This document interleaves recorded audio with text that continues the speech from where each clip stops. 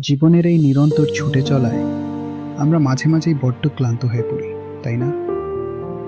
চারপাশের সবার সাফল্য আর এগিয়ে যাওয়া দেখে অনেক সময় মনে হয় হয়তো আমি জীবনে অনেক বেশি পিছিয়ে পড়েছি।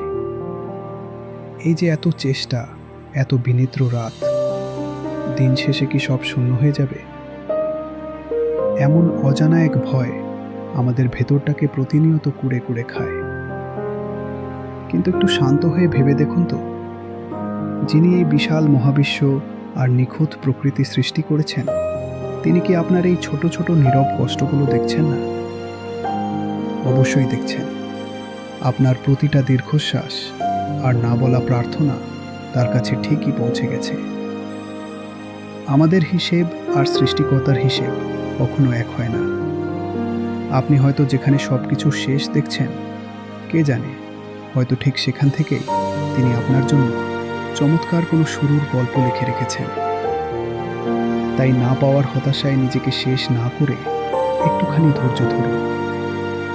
আপনার জন্য যা সত্যি কল্যাণকর তা পৃথিবীর শত বাধা পেরিয়েও ঠিক সঠিক সময়ে আপনার দুয়ারে এসে কড়া নাড়বে। শুধু নিজের চেষ্টা চালিয়ে যান আর কোনো বিশ্বাস রাখুন সেই মহান সত্তার উপর, যিনি কখনোই তার বান্দার শূন্য হাত ফিরিয়ে দেন না।